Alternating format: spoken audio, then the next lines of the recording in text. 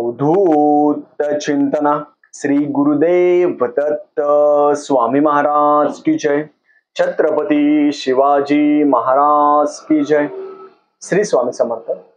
आज मी आपल्याला चैत्र महिन्यामध्ये आपण व्यंकटेश स्तोत्राचं अनुष्ठान कसं करायचं, व्यंकटेश स्तोत्राचं अनुष्ठान असेल 3 दिवसाचं व्यंकटेश स्तोत्र अनुष्ठान, 21 दिवसाचं व्यंकटेश स्तोत्र अनुष्ठान। कारण की चैत्र महिन्यामध्ये तुम्ही कोणताही मंत्र असेल तो सिद्ध करू शकता आणि तो सिद्ध होतो। तुम्ही कोणतेही अनुष्ठान आहे ते चैत्र महिन्यामध्ये जर आपण सुरुवात केली त्याचं फळ आहे ते खूप पटीने चांगलं भेटत असतं। व्यंकटेश स्तोत्राबद्दल मी आज पूर्ण माहिती सांगणार आहे। चॅनलवर पहिल्यांदा आला असेल तर अवश्य सबस्क्राईब करा, म्हणजे येणारे नवीन व्हिडिओ श्री स्वामी समर्थ महाराजांचे गुरुक्षेत्राचे आणि नवनाथ पारायणाबद्दल माहिती भेटेल। खूप जणांच्या मनामध्ये भीती असते, आम्हाला व्यंकटेश स्तोत्राचं पारायण करायचं आहे, मग कसं करायचं, कुठून सुरुवात करायची, निळे कपडे घालायचे का, रात्री करायचं का, आंघोळ करायची का, काय जेवण करायचं, 21 दिवस करायचं का, 21 दिवस करायचं का, 7 दिवस करायचं का, 3 दिवस करायचं, माता भगिनी असेल सेवेकरी असेल त्यांचे खूप जणांचे प्रश्न असतात। त्याच्यावर मी आज पूर्ण माहिती सांगणार आहे। तुम्ही चैत्र महिन्यामध्ये तुम्ही कधीही व्यंकटेश स्तोत्र वाचू शकता, पण व्यंकटेश स्तोत्र मग संस्कृत करायचं का मराठी करायचं तुमच्या इच्छेनुसार तुम्ही कोणतेही करू शकता, बंधन नाही। व्यंकटेश स्तोत्र वाचायच्या अगोदर खूप जणांच्या मनामध्ये भीती असते, खिडकी वाजते, दरवाजा वाजतो, हे वाजतं ते वाजतं। सगळ्यात पहिले मनातली भीती पहिले दूर करा, असं काही वाजत नाही। आपलं बालाजी महाराजांची जी सेवा आहे, अनुष्ठान आहे व्यंकटेश स्तोत्राचं, त्याच्याकडे लक्ष न जाता या बाकीच्या गोष्टीकडेच लक्ष जास्त जातं। आपण खिडकी वाजणं, दरवाजा वाजणं असं काही नसतं। आणि ज्यांना झालं असेल, ज्यांना अनुभव आला असेल, व्यंकटेश स्तोत्राच्या याच्यामध्येच दिलेलं आहे की प्रत्यक्ष मूर्ती प्रकटती कधी, तुमचं मन निर्मळ पाहिजे, मन स्वच्छ पाहिजे आणि विश्वास पाहिजे। विश्वासावरच पूर्ण जग टिकलेलं आहे। देवावर विश्वास पाहिजे। तुम्ही म्हणणार नुसतं मला करून पाहायचंय, आंघोळ केली आणि नुसते बसले, काहीही प्रचिती येणार नाही। तुम्हाला व्यंकटेश स्तोत्र संस्कृत रात्री अनुष्ठान करायचं असेल तर व्यंकटेश स्तोत्र संस्कृत वाचावं।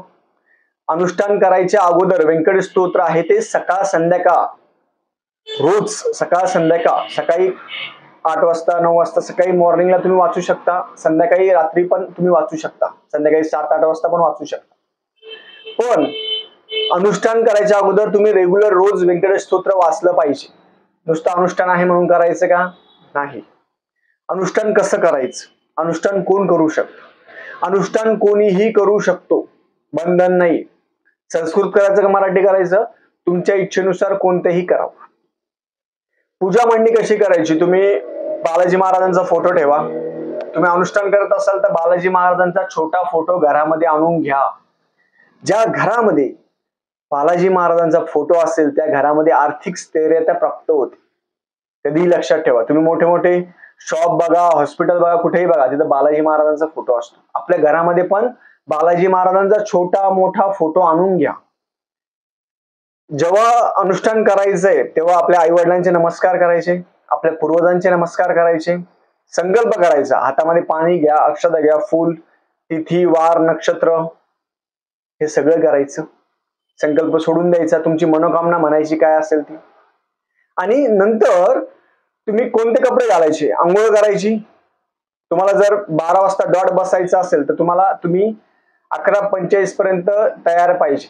11:45 ला तुम्ही त्याच्या अगोदर आंघोळ करून घ्यायची, आंघोळ करायची।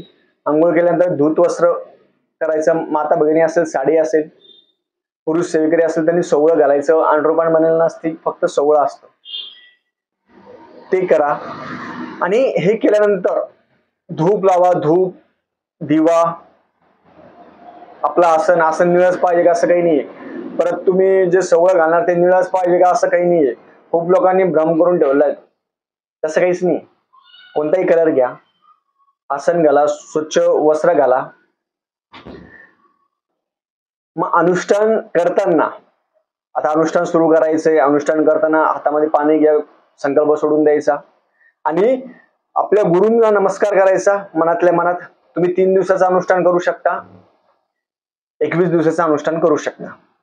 आता 3 दिवस आणि 21 दिवसामध्ये मी फरक सांगतो. तुम्हाला 3 दिवसामध्ये ब्रह्मचर्याचं पालन करायचं आहे. 3 दिवसामध्ये शुद्ध शाकाहारी जेवण करायचं आहे. 3 दिवसामध्ये तुम्हाला वाईट विचार मनामध्ये आणायचे नाही. तसंच 21 दिवसामध्ये पण ब्रह्मचर्याचं पालन करायचं आहे. 21 दिवसामध्ये शाकाहारी हे व्हायला पाहिजे. जे संसारी पुरुष आहे त्यांनी 21 दिवसाचं करू नका. म्हणून तुम्ही शक्यतो करून 3 दिवसाचं व्यंकटेश स्तोत्राचं अनुष्ठान करा.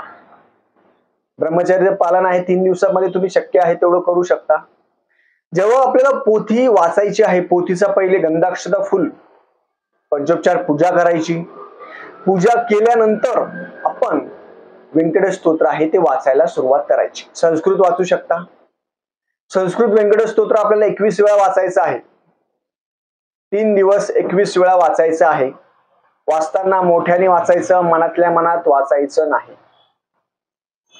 21 कॉइन ठेवायचे. 1 रुपये कॉइन ठेवा, कोणते ठेवा, 21 कॉइन ठेवायचे. प्रत्येक कॉइन हातामध्ये घ्यायचा, वाचायचं. नंतर कॉइन बालाजी महाराजांच्या चरणाजवळ ठेवून द्यायचा. कुठपर्यंत वाचायचं? संस्कृत आहे ते पूर्ण वाचायचं का? नाही, ते फक्त 8व्या ओळीपर्यंत वाचायचं. 20 वेळा 8व्या ओळीपर्यंत वाचायचं. 21 वेळा पूर्ण व्यंकटेश स्तोत्र संस्कृत पूर्ण वाचायचं. पहिला दिवस झाला. दुसऱ्या दिवशी पूजा तशीच ठेवायची. पूजा मांडणी हलवायची नाही. सकाळ संध्याकाळ 2 टाइम बालाजी महाराजांना खिचडीचा नैवेद्य असेल, खडी साखरेचा नैवेद्य असेल ते तुम्ही दाखवू शकता. आरती करायची 2 टाइम. 3 दिवस लगातार आरती करायची. ते झाल्यानंतर तिसऱ्या दिवशी तुमचं, कारण की 3 दिवसामध्ये खूप तुम्हाला संकट येतील. आता माझाच अनुभव सांगतो. जेव्हा मी पहिल्या दिवशी केलं, दुसऱ्या दिवशी केलं, तिसऱ्या दिवशी मला जागच नाही आली, झोपी गेलो होतो. तसंच 3 दिवसामध्ये खूप संकट येत असतात. 3 दिवसामध्ये तुमचं मन होणार नाही. 3 दिवसामध्ये तुम्हाला झोप जास्त येईल, उठा वाटणार नाही, आंघोळ करा वाटणार नाही, लोक काही काही वेगळे बोलतील, मन डिस्टर्ब होईल. तरी पण एकदा अनुष्ठान करायला सुरुवात केल्यावर अनुष्ठान बंद करायचं नाही. 3 दिवस करायचं म्हणजे करायचं. तुम्हाला किती संकट येऊ, किती काही येऊ. 3 दिवसामध्ये तुम्हाला बालाजी महाराज कोणत्या ना कोणत्या रूपामध्ये दर्शन देत असतात. कोणी तुम्हाला प्रसाद आणून देईल, कोणी तुम्हाला कोणत्या रूपात देईल, बालाजी महाराज दर्शन देत असतात. तुमचं मन शांत पाहिजे. आणि वाचन करताना मोठ्याने वाचायचं. 8व्या ओळीपर्यंत 20 वेळा, 21व्या वेळेस पूर्ण व्यंकटेश स्तोत्र संस्कृत पूर्ण वाचायचं. नंतर नमस्कार करायचा, दिवा आहे तो सुरू ठेवायचा. नंतर दिवा हे करून तुम्ही रात्री झोपू शकता. जास्त वेळ लागत नाही. 45 मिनिट्स म्हणजे 45 मिनिटं लागत असतात. खूप जण म्हणतात किती वेळ लागतो, 45 मिनिटं लागत असतात. आणि ह्या 45 मिनिटं तुम्ही 3 दिवस जर दिले, 45 त्याप्रमाणे नंतर बालाजी महाराजांची आरती करायची. आरती केल्यानंतर तुम्ही दर्शन घ्या आणि नंतर झोपी जाऊ शकता. तिसऱ्या दिवशी उद्यापन कसं करायचं? तुमचं पहिल्या दिवशी वाचन झालं, दुसऱ्या दिवशी अनुष्ठान झालं, तिसऱ्या दिवशी अनुष्ठान झाल्यानंतर चौथ्या दिवशी नैवेद्य आरती करायची. वरण भात भाजी पोळी, साधी तांदूळाची खिचडी करा आणि ती बालाजी महाराजांना नैवेद्य दाखवायचा. बालाजी महाराजांना तुमची जी मनोकामना आहे ती म्हणायचं आणि बालाजी महाराजांना म्हणायचं की आमच्याकडून तुम्ही सेवा करून घ्यावी, अखंड सेवा करून घ्या. तुमची कोणतीही मनोकामना असेल, कोणाला रोग असेल, कोणाला रोगराई, कोणाला दुःख असेल, कोणाचं लग्न जमत नाही, संतान प्राप्ती, कोणाला घरासाठी, कोणाला कोणत्याही कारणासाठी, तुमची कोणतीही कारण असेल, तुम्ही व्यंकटेश स्तोत्राचं अनुष्ठान जर केलं, तुमचे सगळे मनोकामना पूर्ण होत असतात. व्यंकटेश स्तोत्र अनुष्ठान करणारा व्यक्ती हा खूप भाग्यवान असतो. कोणीही करू शकत नाही. कुठलं आणि कोणीही केलं नाही होत तसं. तुम्ही स्वतः करायला पाहिजे. आणि बालाजी महाराजांची इच्छा झाल्याशिवाय तुम्ही करू शकत नाही. आपण अनुष्ठान करतोय हे कोणाला सांगायचं नाही. मन स्थिर ठेवायचं. ते कॉइन जे 21 कॉइन आपण घेतलेले असेल, कॉइन असेल, लवंग असेल, ते व्हायचं मध्ये मध्ये. जेव्हा 5व्या वेळेस वाजता तेव्हा 7व्या वेळेस पूर्ण झाला आपलं, तेव्हा लवंग व्हा. 7, 14, 21 3 वेळेस लवंग व्हायची. ती लवंग नंतर तिजोरीमध्ये ठेवा. ते जे 21 कॉईन तुम्ही बालाजी महाराजांना वाहिलेले असता, ते कॉईन आहे ते आपल्या तिजोरीमध्ये एक कॉईन ठेवा, आपल्या देवघरामध्ये कॉईन ठेवा, आपल्या सगळ्यांच्या पाकिटमध्ये, आपल्या घरामध्ये मुलं असेल मुली असेल सगळ्यांना एक कॉईन द्या पाकिटमध्ये ठेवायला. ते खर्च कधीही करायचे नाही, कधीच नाही करायचे. ते कॉईन ठेवा. कॉईन ठेवल्यानंतर तुमच्या बिझनेसच्या ठिकाणी ठेवा.